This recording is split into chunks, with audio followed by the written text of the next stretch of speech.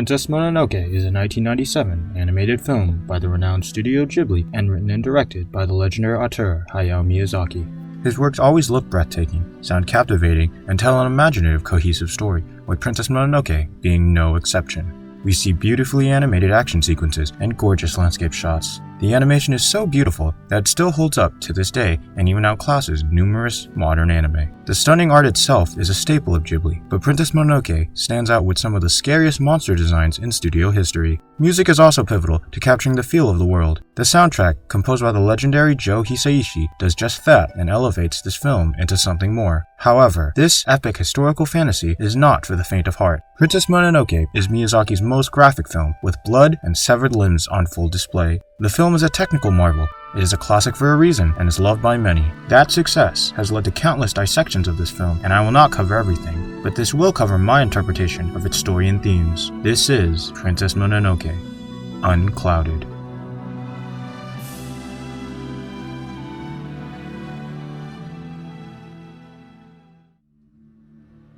The story begins with establishing shots of a vast forest covered with clouds, and inside that forest we see a monster covered with dozens of worm-like creatures resembling congealed blood. Elsewhere in the forest, we meet the protagonist, Ashitaka, the last Emishi prince, as he delivers the village shaman Hisama's warning to tell anyone he encounters to return to the village. The warning's reason becomes evident when he looks atop the village lookout. Here, he sees the monster from the beginning of the film, referred to as the Demon God. The Demon God gets revealed to be a demon boar that has the power to curse anything it touches and exhibits a horrific yet well-crafted design. It attempts to attack the village, but Ashitaka, while riding his loyal red elk Yakul, manages to kill the demon boar before it can. Unfortunately, it grasps his right arm and curses him before its death. After the battle, and back at the village, Ashitaka meets with the elders and Hisama. Hisama explains to Ashitaka that the boar god came from the west, was poisoned by its hatred, and was in great pain due to the ball of iron lodged inside its body. She also told him that the curse would seep into his bones and body, inducing great pain, worse than death.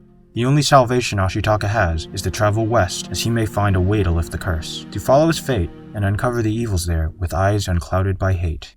The Emishi people have dealt with hardship throughout their lives, beginning 500 years ago when the Emperor drove the Emishi east, thinning their bloodline with each passing generation, to now when their last prince must journey west, never to return. Ashitaka must cut his hair, signifying his new life, one without the social status of a Emishi prince, and one void of his previous culture and heritage. However, he is given one memento by Kaya, his betrothed, her jeweled dagger. Cherishing his memories, but leaving his home forever, Ashitaka and Yakul venture west.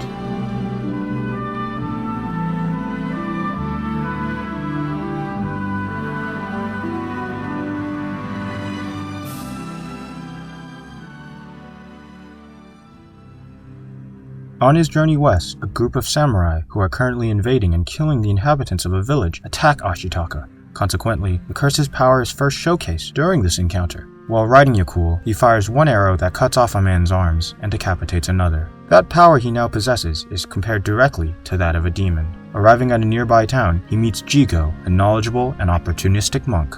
Ashitaka tells Jigo of the boar god that attacked his village and asks if he has any information about the iron ball found inside his body. Jigo responds with no, but does tell him of a place where the forest spirit dwells, a forest far to the west, deep in the mountains. During their conversations, Jigo tells a pessimistic but insightful line about Ashitaka's curse. These days, there are angry ghosts all around us, dead from wars, sickness, starvation, and nobody cares. So you say you're under a curse? Well, so what? So's the whole damn world. However, Jigo's outlook is not entirely incorrect, as the world of Princess Mononoke follows a cycle of hatred that is not easily changed. People suffer in this world to both humans and demon gods. Those who give in to their hatred and attempt to retaliate perpetuate the cycle. Ashitaka is not the only one with a curse, as everyone has a curse they have to live through, a straining relationship, a laborious job, or a strenuous education. Reality may be a curse, but where there exists hate, there is joy and love.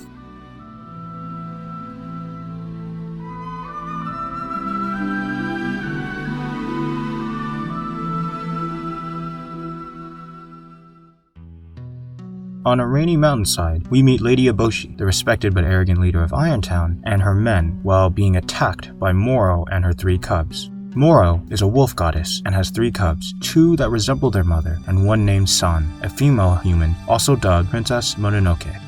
During the attack, Moro pushes 4 of Lady Eboshi's men off the mountain but gets impaled by a gunshot from Lady Eboshi.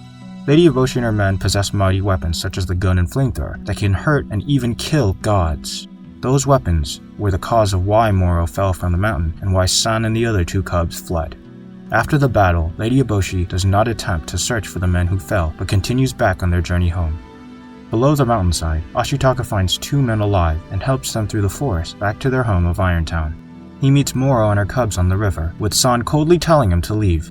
In the forest, Ashitaka encounters the Kodama, tree spirit who bring good luck and signify the forest is healthy, and also catches a brief glimpse of the forest spirit.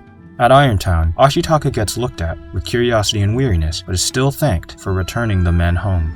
The men and women are lively, people who can banter with one another, something only a community could attain. While eating with the men, Ashitaka gets told of Nago, a gigantic boar, and the story of how Irontown came to be. The men wanted to get the iron under the mountains, and the only way to do so would be to clear out the forest first. However, Nago stopped them, attacked them, and defeated them. That outcome changed whenever Lady Eboshi and her riflemen arrived with their guns and flamethrowers. They drove Nago away, cleared out the forest, and now could mine the iron. With the increased amount of iron and people, Lady Eboshi created Irontown. That story caused Ashitaka to realize that Nago was the demon boar who attacked his village, and he understands why Nago was so full of hate. He tried to protect his home, the forest, from the humans that wanted to destroy it, but got shot, burned, and forced out in return. Now with the truth about Nago, Ashitaka confronts Lady Eboshi without judgment and asks her for her side of the story. He wants to understand this conflict, with eyes unclouded by hate. To show Ashitaka her secret, Lady Eboshi takes him to the secret garden. This place is the location where Lady Eboshi's weapons get forged. It is also a place where we learn more about her humanity. Her compassion was displayed first when Ashitaka brought the injured men back to Irontown. She immediately apologized to the men she left behind. During Ashitaka's talk with the people of Irontown, they expressed their gratitude toward Lady Eboshi for providing them with a home and family. Most of Irontown's inhabitants were those discarded by society. The men were outcasts and the women were prostitutes. Lady Eboshi changed their lives by buying all the contracts of any prostitute she found and giving those starving and those without a home a new life within Irontown. In the secret garden, we see even more instances of her empathy. Here, the blacksmith presents Lady Eboshi with a new type of gun. The new weapon enrages Ashitaka and caused his cursed arm to try and kill her. He stops his arm, knowing that killing her will not end the cycle of hatred. All the people in the secret garden are covered in white bandages, as they all suffer from leprosy. They are all grateful to Lady Eboshi for taking care of them when the world abandoned them because of their disease. One of the lepers, Osa, begs Ashitaka not to kill Lady Eboshi and says something very similar to Jigo. Life is suffering. It is hard. The world is cursed, but still, you find reasons to keep living. The message that there is always something worth living for rings true in both the film and our own lives. Ashitaka sees who the people of Irontown are and what they live for by immersing himself in their lives. They are just people enjoying the happiness of life with the people they love at the place they call home. Lady Eboshi is not an evil person. She is only doing what she believes will be the best for the people of Irontown.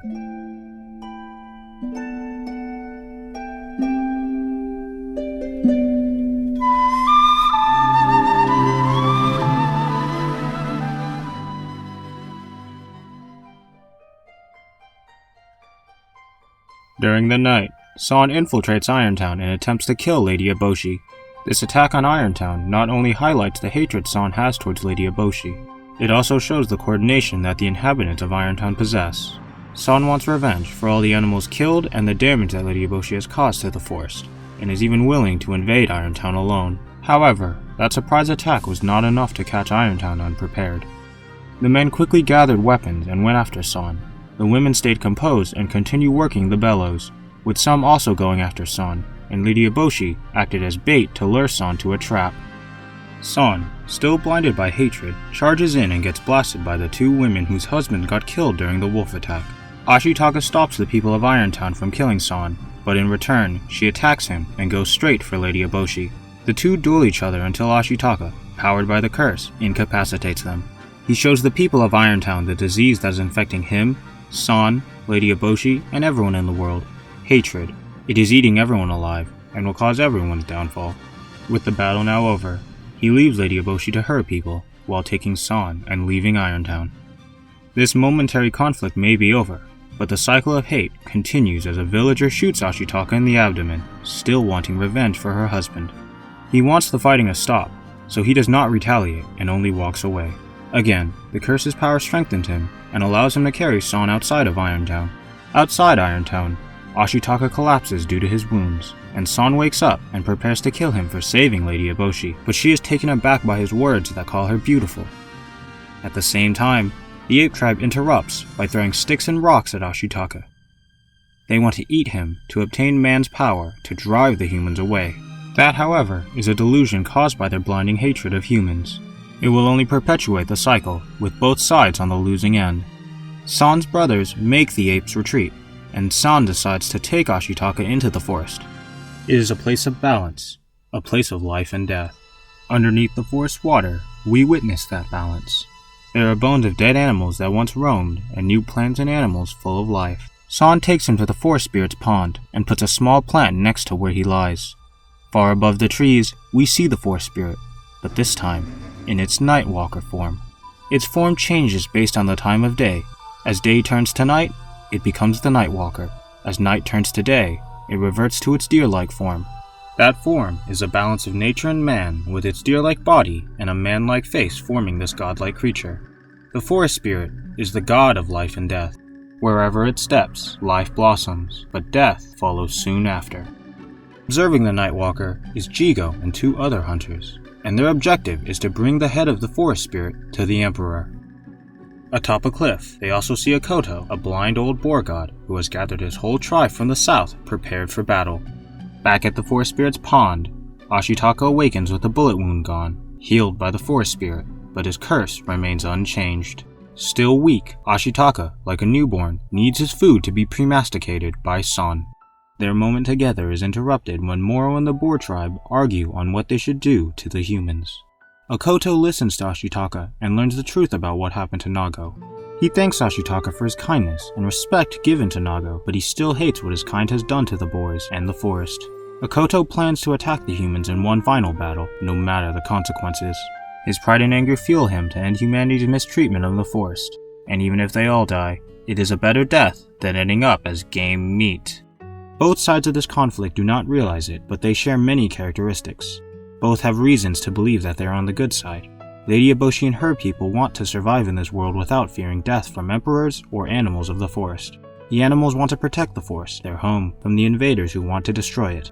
But both also have evidence showing they are on the wrong side. Lady Eboshi and her people are destroying the forest, with no sympathy for the animals. The animals let their rage blind them, and generalize all humanity as evil, even attacking Ashitaka's village, people who did nothing wrong.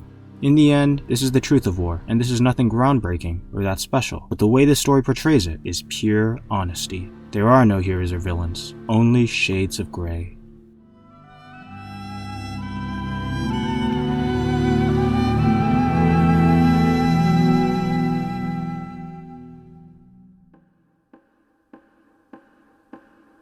On a random hillside, Lady Eboshi's men and Lord Asano's men are engaged in battle, but the weapons her army possesses are an evident advantage. The only reason Lord Asano is even fighting with Lady Eboshi is because of greed. He wants the land, the iron, and the guns that Lady Eboshi has. She fights him to protect the people of Irontown, but like Asano, she has also started conflicts for greed. The only way she got the iron and land was to take it by force from the boar, ape, and wolf tribes. Jigo goes to Irontown to persuade Lady Eboshi to keep her past promise to the Emperor of bringing the head of the forest spirit. The Emperor wants its head because he believes it will grant him immortality. With the status of Emperor, one obtains tremendous wealth, power, and luxury, but still, his greed wants more. Greed is another disease that is engulfing the land. Someone will always want more power, more territory, more iron. Keeping her word, Lady Eboshi mobilizes the men of Irontown to fight the boars and take the head of the forest spirit with Jigo's hunters. However, the women are left in Irontown to defend against humans, the predominant threat.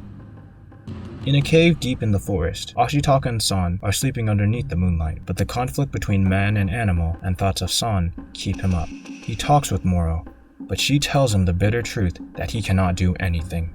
He cannot end the conflict with man and nature, he cannot stop his curse, and he cannot save Sun. But like any hero, he still pushes on, with hope for a better future.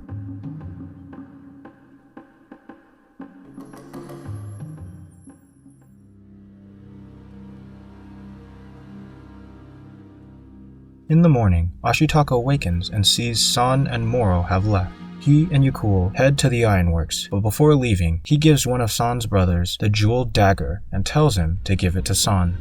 Hidden in the forest, Moro, San, and one of the cubs observe the humans setting a trap for the boars.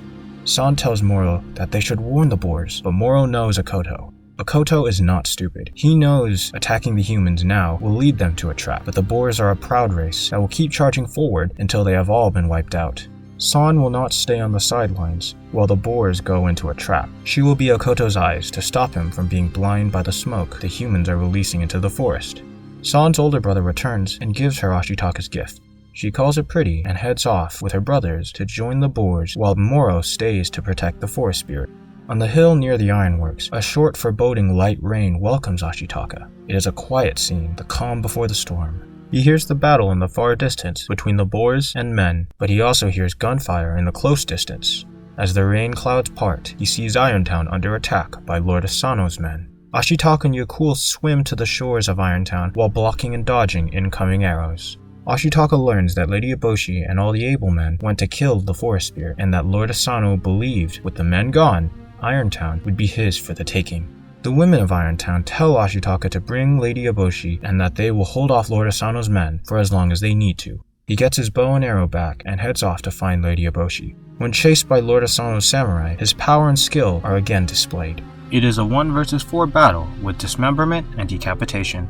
Ashitaka easily defeats the samurai. The final samurai even gives up and runs away after seeing his allies get dispatched so quickly. It shows what happens in war and the useless death it would cause. He did not want to kill those men, but he understood war and who humans are, people who can be blind to reason and conversation. So Ashitaka did what he believed would bring him to Lady Eboshi the quickest.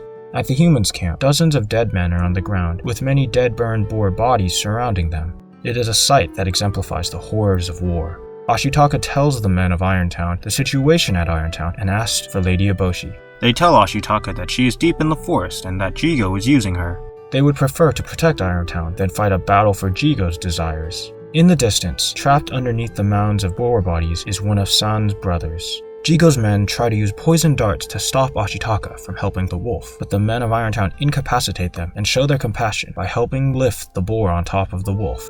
Deep in the forest, one of Jigo's men reports to Jigo that San and Akoto are heading to the forest spirit. At San's location, her brother and Akoto are hurt and bloody, but still travel towards the forest spirit. Throwing sticks from above are the apes who blame them for bringing ruin to the forest and bringing things neither animal or human to the forest. However, men are the things the apes call neither animal nor human. They put boar blood on their face and wear boar pelts to mask their scent and trick Akoto into leading them to the forest spirit. Akoto, blinded by the human's weapons and his rage, rushes towards the forest spirit with dozens of men close behind. He even believes that the men are his warriors, raised from the dead. San tells her brother to inform their mother that the humans want the forest spirit, while she stays with Akoto to stop him from becoming a demon. The men attack Akoto, which causes him to begin his transformation into a demon boar, like Nago. They also knock out San and cause her to fall on Akoto during his demonization. Ashitaka and San's other brother sense that she is in danger and rush to her location. However, he sees Lady Eboshi and tells San's brother to go ahead while he talks to her. He tells her that Lord Asano's samurai are attacking Irontown, but she does not change her objective and still goes to kill the forest spirit. Not able to change her mind, he rushes to the forest spirit's pond. Here, he finds Moro lying on the water's shoreline, still. At the same time, Akoto and the men dressed in boar skins arrive. Ashitaka sees San entangled by Akoto's demonization, which looks like the worm-like creatures resembling congealed blood that concealed Nago. He tries to save San, but Akoto propels him into the water. San's brothers fight the men wearing boar skins and force them to fall back. In the heart of the forest spirit's pond, the forest spirit appears and walks towards Akoto and Moro. Moro gets San away from Akoto and asks Ashitaka, "Can you save San?" He ascends from the water and sees the forest spirit get shot by Lady Eboshi. It is unaffected, continues to walk on the water, and shows its godlike traits and presence. The closer it got to Akoto, the more his demonization turned from an alive blood red to a dead brown mud. Ashitaka gets San from Moro and goes into the pond with her in his arms. At the same time, the forest spirit takes the lives of both Moro and Akoto. Ashitaka resurfaces again, with San this time, only to see Lady Eboshi trying to kill the forest spirit again. It is transitioning into the Nightwalker, and she believes that this is the best opportunity to kill it. Ashitaka and the forest spirit try to stop her, but she has already pulled the trigger. The forest spirit gets decapitated, and from its body, a poisonous, sludge-like substance explodes out, killing the forest. This final act of the film is a metaphor for the terrifying effects giving into hatred can have. The death of the forest spirit causes a calamity to befall the land. How is it released? By removing the head. Once you lose your head, your hatred will take over. The aftermath of its death perfectly exemplifies horrific hatred. The Kodama are disappearing, the trees are dying, and the water is blackening. The feel and color of the forest are changing from a welcoming lush green to a chilling, withered, grayish brown. The only area that still looks alive is the spot right below the forest spirit's head. Lady Eboshi grabs the head of the forest spirit and gives it to Jigo, keeping her promise, but right after that, Moro's head moves on its own and bites off her right arm. Gonza holds her up and tries to get her to safety. Ashitaka meets them and swims Lady Eboshi to the center island of the pond, while Gonza waits there. When they arrive, San wants to kill Lady Eboshi. She still wants revenge for what Lady Eboshi has done to the forest, but Ashitaka tells her that Moro has already gotten revenge. San is conflicted, her home is dying, and she feels betrayed by Ashitaka and tells him to take that woman and go away, but still, deep down, loves him. He embraces her and tells her not to give up because they are still alive and can attempt to change something. The danger level is high, with the headless Nightwalker spreading its body over the forest, killing everything it touches. Jigo and his men are running for their lives, with the forest spirit's head in their possession.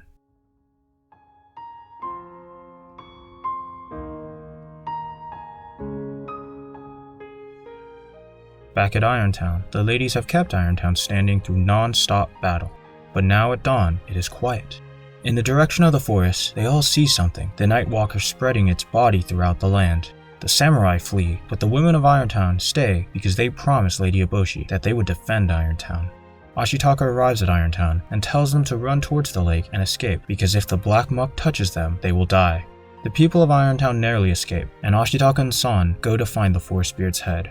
They find Jigo and his men carrying it and tell him to return it, but Jigo tells them one truth about humanity. They will always want all between heaven and hell.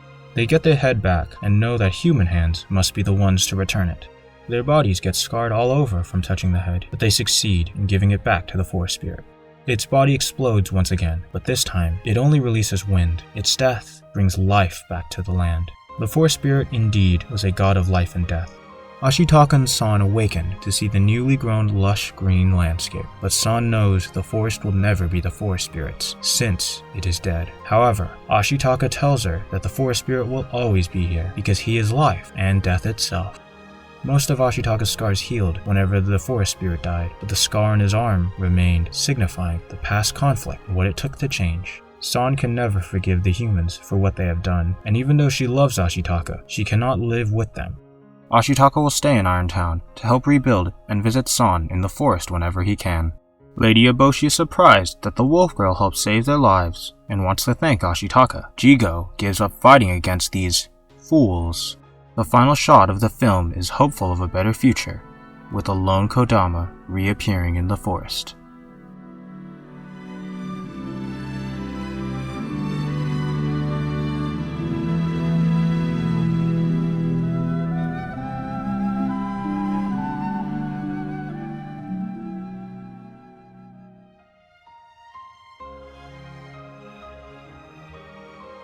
Princess Mononoke conveyed its story beautifully. Its execution and runtime only worked to the film's success.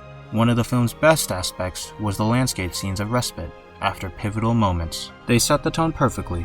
The beginnings of an epic adventure, the wonders of the spirits, the marvels of the forest spirit, the forebodings of war, the horrors of hatred, and the beginnings of a new tomorrow. The world and story that Miyazaki has created contains a strong sense of realism that many stories lack. It is not groundbreaking to have a narrative with morally great characters, but its use in this film is masterful.